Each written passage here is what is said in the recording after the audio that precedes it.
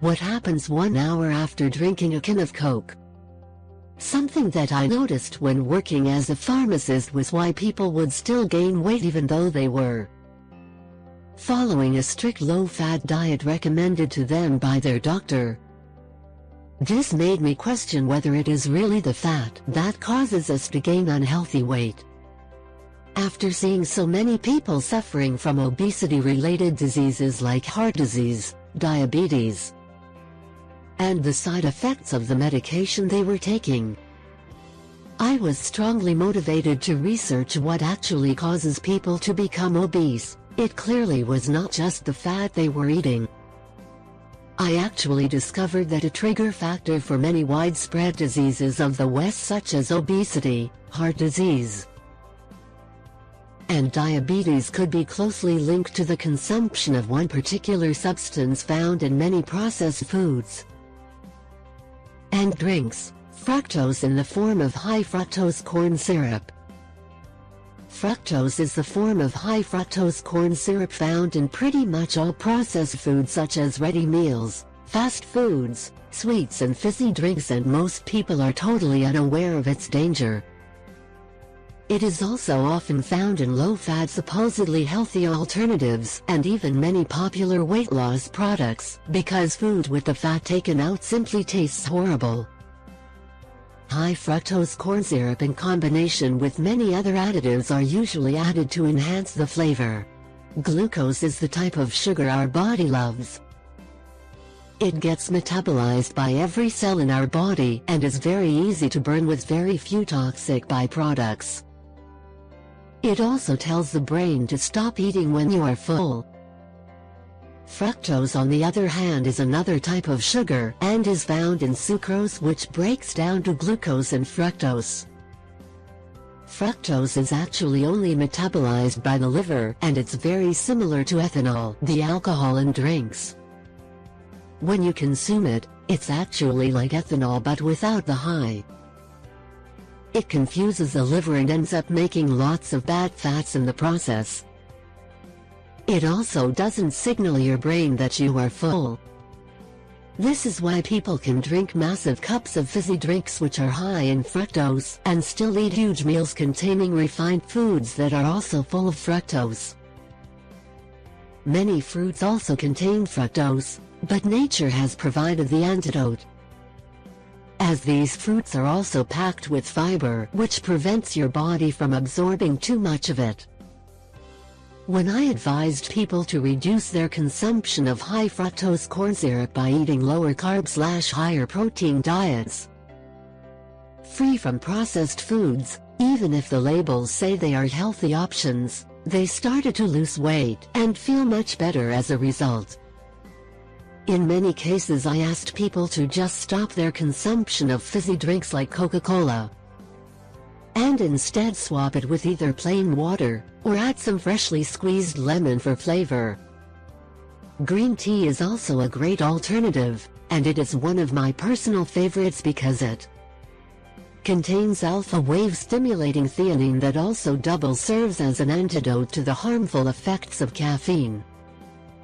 Those who love to drink tea and coffee sweetened with lots of sugar, I advise to swap with natural sweeteners like stevia instead. This alone had some remarkable results.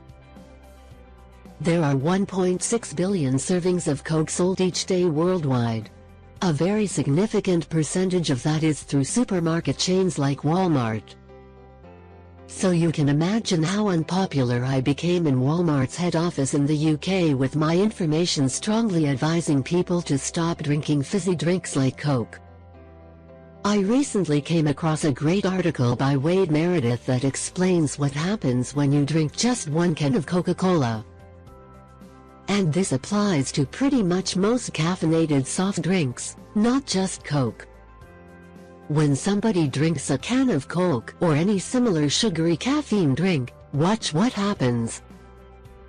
1. In the first 10 minutes, 10 teaspoons of sugar hit your system. 100% of your recommended daily intake. You don't immediately vomit from the overwhelming sweetness, because phosphoric acid and other flavorings cuts the flavor, allowing you to keep it down. 2. 20 minutes. Your blood sugar spikes, causing an insulin burst. Your liver responds to this by turning any sugar it can get its hands on into fat. There's plenty of that at this particular moment. In animals, or at least in laboratory rats and mice, it's clear that if the fructose hits the liver in sufficient quantity, and with sufficient speed, the liver will convert much of it to fat. This induces a condition known as insulin resistance, which is now considered the fundamental problem in obesity, and the underlying defect in heart disease and in the type of diabetes, type 2, that is common to obese and overweight individuals. It might also be the underlying defect in many cancers. 3. 40 minutes. Caffeine absorption is complete. Your pupils dilate, your blood pressure rises. As a response, your liver dumps more sugar into your bloodstream. The adenosine receptors in your brain are now blocked, preventing drowsiness. 4. 45 minutes. Your body ups your dopamine production, stimulating the pleasure centers of your brain. This is physically the same way heroin works, by the way. Caffeine had a strong anxiolytic and psychostimulant effect by activation of mu-opioid receptors. 5. Greater than 60 minutes. The phosphoric acid binds calcium, magnesium and zinc in your lower intestine, providing a further boost in metabolism. This is compounded by high doses of sugar and artificial sweeteners, also increasing the urinary excretion of calcium. 6. Greater than 60 minutes. The caffeine's diuretic properties come into play. It makes you have to pee. It is now assured that you'll evacuate the bonded calcium, magnesium, and zinc that was headed to your bones, as well as sodium, electrolyte and water. Total urine output of water, calcium, magnesium, sodium, chloride, potassium, and creatinine increased in the 2 hours following caffeine ingestion when compared to the control beverage. 7. Greater than 60 minutes. As the rave inside of you dies down, you'll start to have a sugar crash. You may become irritable and/or sluggish. You've also now, literally, pissed away all the water that was in the Coke. But not before infusing it with valuable nutrients your body could have used for things like even having the ability to hydrate your system or build strong bones and teeth. Dehydration symptoms. Coke is not just high in high fructose corn syrup, but it is also packed with refined salts and caffeine.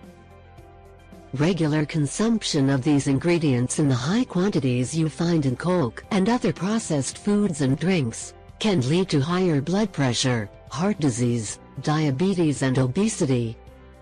A study by Harvard University showed that drinking just 1 can of sugary fizzy drink a day raises the risk of heart disease by 20%. Sugary beverages also are believed to promote inflammation, an immune system response involved in both heart disease and insulin resistance, a major risk factor for type 2 diabetes. Scientists investigated the connection between fizzy beverages and heart disease by analyzing data of 43,000 men, taken from the health professionals' follow-up study. However, a small amount now and then won't do any major harm. The key is moderation. Even Sandy Douglas, president of Coca-Cola North America, admits that he limits himself to less than a can of Coke a day for health reasons. We should all know by now the health risks associated with soda due to its highly acid-forming recipe of sugar, carbonated water and additives like salt and phosphorus.